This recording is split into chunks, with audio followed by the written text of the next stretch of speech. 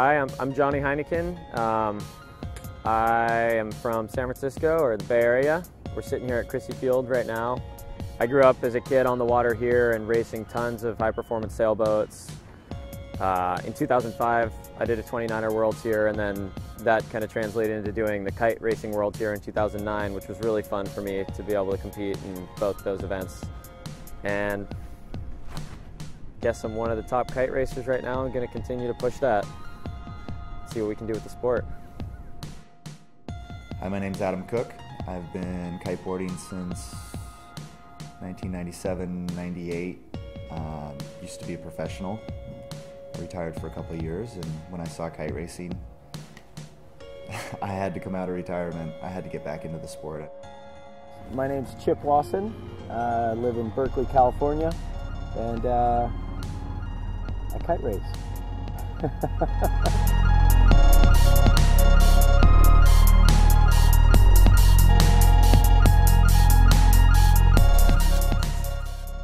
My name's Andrew Koch. I'm from Seattle. I recently moved to the Bay Area.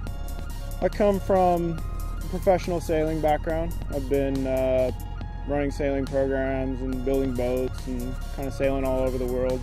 I got into kite racing last year. Essentially, when I started kite racing, I still couldn't really go upwind on a twin tip. So to go from, barely being able to kite to competing in 2 world championships has been pretty exciting progression for me.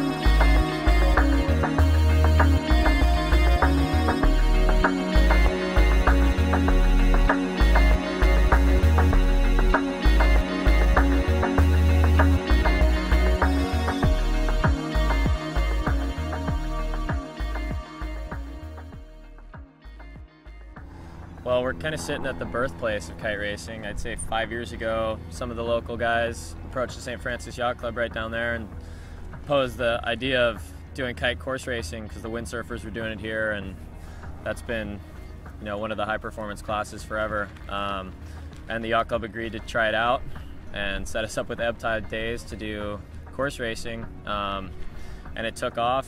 Every other Thursday in the summer, there's 40 kites out here on the line, and it's really, I think, the epicenter of kite racing right now, and we just kind of proved that at the Worlds in Germany. We had top 3 were from here, and I think what got us there is that we were all able to sail in San Francisco together against this fleet and really train as a team.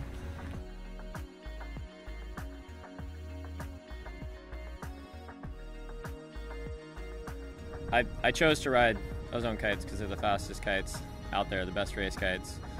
And I think it's because they know how to design a real foil and a real kite, and it's not looked at as a blimp, it's a wing.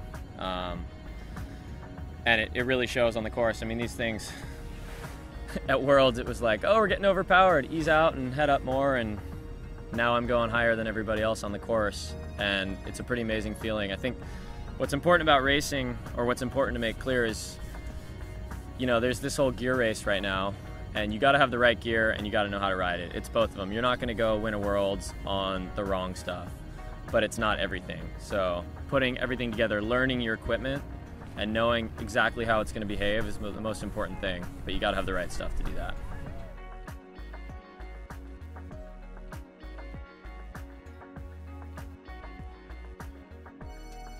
Yeah, Worlds, well, I guess first of all, we were pretty fortunate that it was so windy, because we get to practice here and we have 6 months of 20 knots every day in the afternoons, but those conditions were even over the top compared to what we see normally. I mean, the swell being overhead and breaking at the starting line and riding 7-meter kites, I was definitely pushing the limits of what we've raced in before, but our gear allowed us to adapt to that and handle it.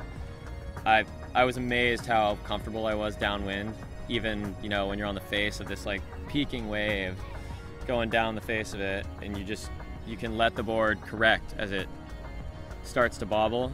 You can trust that it's going to flatten out and really drive off the fins and do the right thing. And the weather mark roundings were just like, I had a few where I got there and I was almost scared to down loop the kite, because usually we go up and you get to the weather mark, down loop the kite, and that just sends you this. That's the scariest part of the race. You accelerate and end up in this really low lane downwind, and you go from 17 knots upwind to 30 downwind in like 3 seconds. And even one time I didn't do that around the weather mark. I was leading Adam, and after the race he told me, I've never seen you puss out on a weather mark rounding before. So after that I had to do it on every one because he was following me, and I knew he would make fun of me again. So that was a little bit of motivation to push it, and we saw that we really could do that. That's really the limit of or the peak of our racing right there, I think, is making those weather marks and still being able to push it through those conditions. So I was really happy that it worked.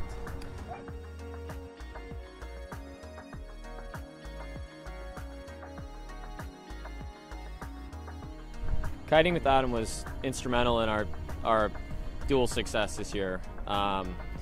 I mean, being able to sail with the world champion is always something you want to do. You're never going to be as good as the top guys if you can't train against them and practice with them and get pushed by them. And I think the two of us were able to push it way past the level of sailing last year at the Worlds. And in doing that together, we developed not only both of us, but the whole Bay Area crowd, everybody that we were training with, Bernie, Chip, and Andy.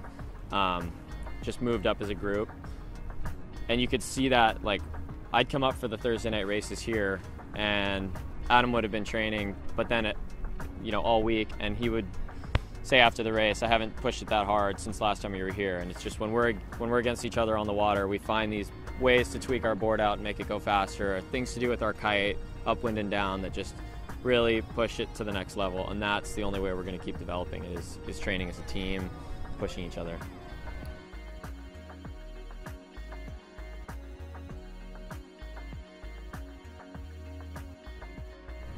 I think we're going to continue to work together here in the Bay and grow as a group. I think what's allowing that team mentality to develop is that it's less of an arms race than it used to be, and that you can't show up with the only new board and go kick ass just because you're going faster. Even if you go the wrong way around the course, you're going to win. That's over. And that's why sharing and making the little gains that we can share by working together, or figure out by working together, is huge.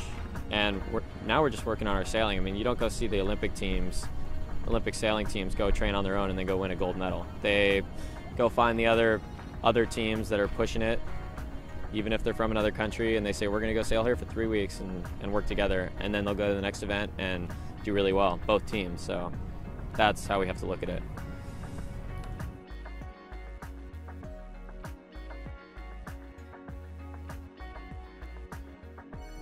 Well, I mean, first I just see it growing, continuing to get bigger. I think having 65 competitors at Worlds was awesome.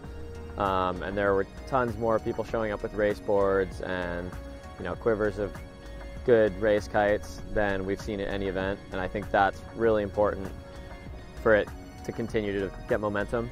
But as a whole, we need to decide what the next step is in terms of, there's this Olympic push, and are we ready as a sport? We're still pretty young, and development's happening very quickly with the gear, as we saw this year. So if we're not ready as a sport to kind of freeze frame and move into a real spotlight position like the Olympics, we should try to hold off on that until it's a valid thing to do.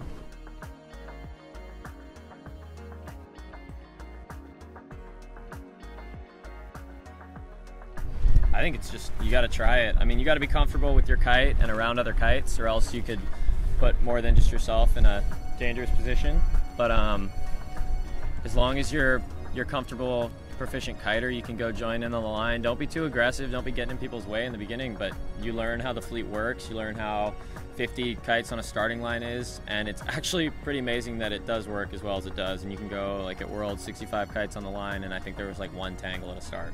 So I think the whole fleet is growing like that, and anyone can do it. Just jump in. My sister's doing it. She's killing it.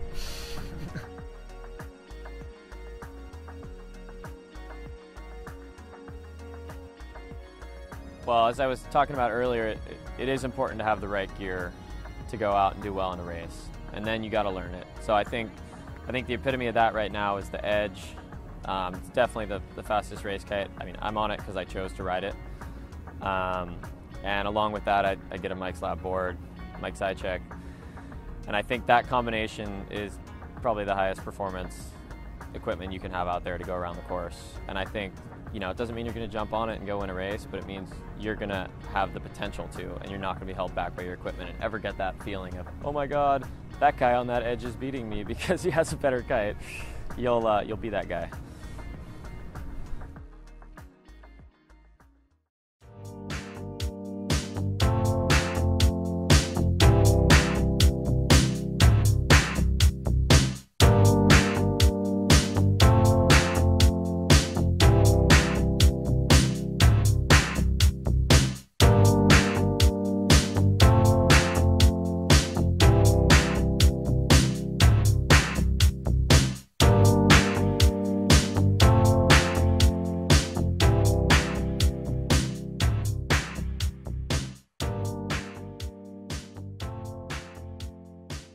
This last year I actually had the privilege of trying different race kites from different brands, and this year I decided to go with the Ozone Edge again.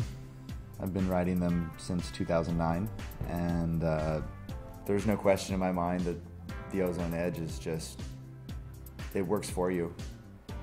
It's easy, it turns in no wind, it turns consistently when the pressure increases in your kite. It's kind of always there for you. And that's not like a marketing plug, it's honestly how I feel about it.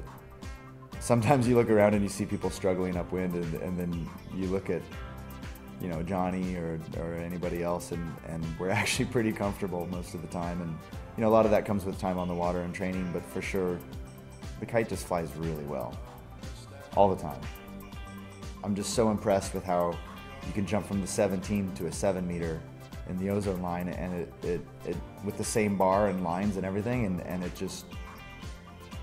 doesn't feel any different. I mean, yeah, of course a 17 is going to take longer to tack, and a 7 is going to take less time to tack, but you know, that's a given. And I just think Rob's figured out some sort of a ratio or an equation, I'm not exactly sure what it is, to keep the kites feeling consistent. And as a racer, you know, jumping from a 13 meter down to a 7 meter the next day, I mean, that's huge contrast in how the kite responds, and the fact that he's keeping it consistent is just, we're very lucky.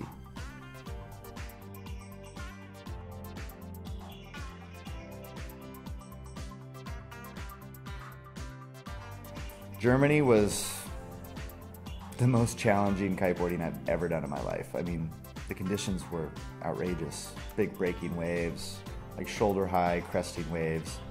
The committee boats couldn't even anchor. They were like jumping out of the water as we're trying to start. People getting wiped out all around you by white water, trying to go upwind through the stuff. It was really fun. And I definitely had some horrendous wipeouts going downwind. You know, if it's going to be a world championship, I think it's important to have gnarly conditions, which we had last year in Texas, and I think in 2009, which I wasn't at, but at Chrissy, I'm sure there were some days where it was super windy and scary, and people were crashing everywhere. I mean, that's what the sport is all about. It's not about going out in 4 knots. I mean, yeah, racing is racing, and if the wind is light, we do it, and we still love it, but I think it gets more and more exciting as the conditions get windier and the waves get gnarlier.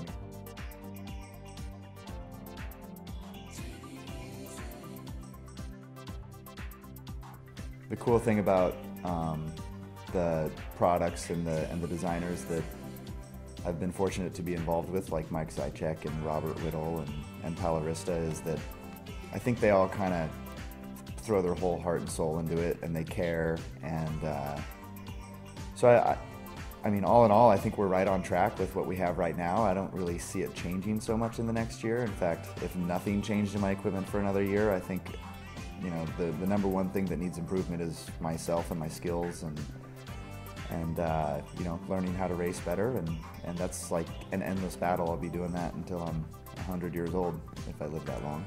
But I think all in all, equipment's probably not going to change too much. We'll probably keep the same platform that we have now, and we've already learned a lot from windsurfing and what the Formula One guys are doing. You know, really, at this point, I think our boards and our fins are pretty much there. If we can push our kites out of this bubble that we're in right now, technology-wise, it's going to be nuts what we're going to be capable of and how comfortable and easy that will be. I mean, if I could compare the kiteboards and kites and stuff that I've used originally, like a year and a half, 2 years ago when I first got into doing the racing thing, versus what we're doing now, even on the bigger boards, I'd just say it's easier. Like, we're kind of accomplishing similar things with less effort, and who doesn't want to do that?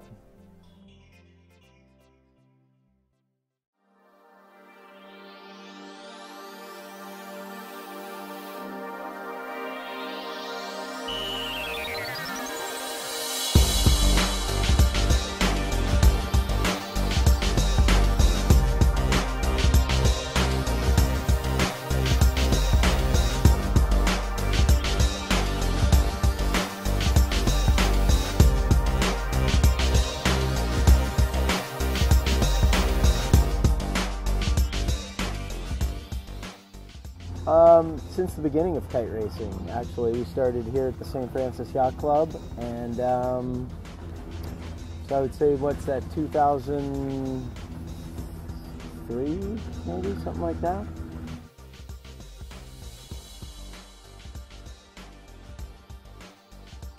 Well, I think we started looking at other sports and started relating ourselves to the competition, those other sports being sailing, windsurfing,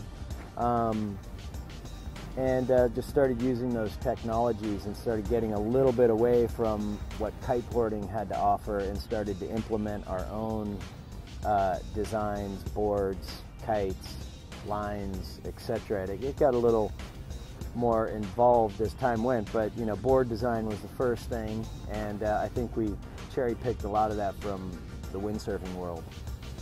And as you can see now on the beach, the boards are kind of more Formula-esque, you know, a lot wider, very light, and we're driving off of the fins rather than the board as much, so that's sort of the evolution there.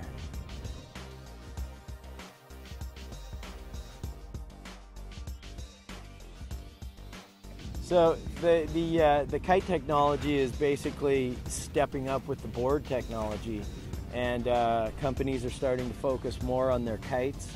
So it's becoming more of a rounded package for racing in terms of the equipment, and you see that obviously trickle down to the riders. It's, you know, someone who knows how to fly a kite, and that kite is good, that combo is going to be compelling.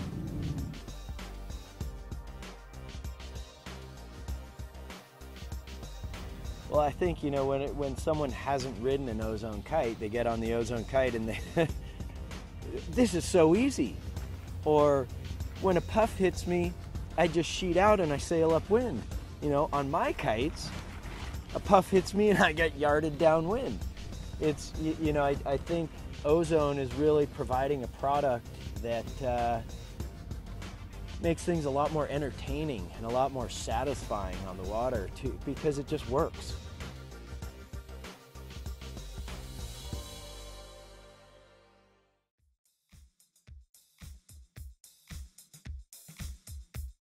Yeah, one of the things that's really sort of helped me is my sailing background.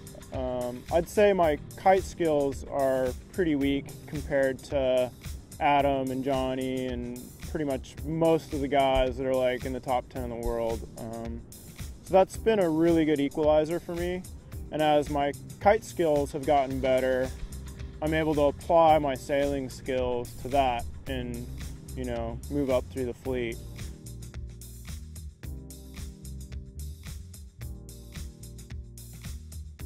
Yeah, well, I come from a competitive sailing background, and I typically sail with large teams, you know, of 15 to 20 guys on a team. When I first came into kiteboarding, you know, it seemed to me more like it was an individual sport where people really didn't share, and I'm more of a team guy. So we basically started our own team, and brought on several really good guys from the Bay Area, and we just shared everything. Everything was an open book. And I think that really not only builds the team, but also builds the sport, because essentially you're only as good as the guys that you're beating. So I think that sharing information, growing as a group, at the Worlds, I think most people were pretty shocked with, essentially a bunch of Corinthians out of San Francisco. None of us are really full-time kiters, can show up to the Worlds and really, dominate.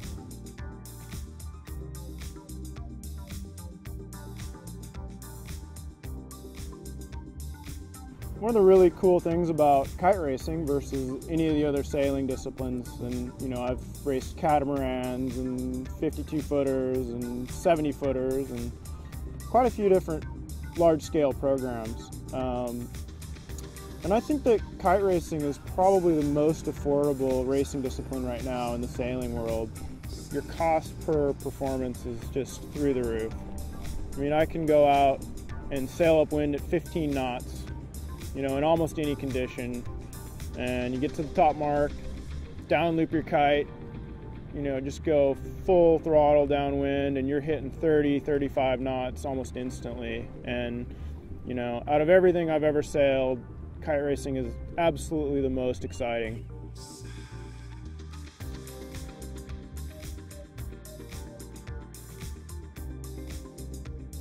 I did the Worlds last year, and it was fairly early in my racing experience. And the progression in just a year, so I just returned from Sylt, Germany, and just the overall level of the fleet had raised so much, it was amazing.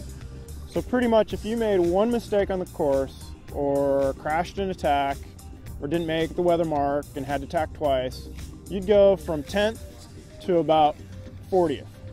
So the overall level of racing in the world has just gone through the roof in the last year.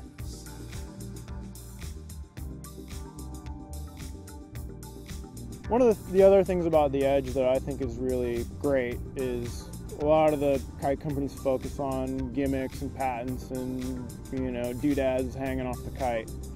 And the thing that really drew me to Ozone was that not only did they have a quality, high-performance product, but they sort of followed my, essentially upbringing of having a clean, simple product. The less stuff on the kite there is, the lighter it is, and also there's less stuff to just get tangled, get broken. So the clean lines and the clean systems on the Edge are really, really appealing to me. Who wants 9 pulleys and, bridles that are, 25 feet long with 100 attachment points? You just don't need it. And, I really like the Edge because it's simple and it's just better.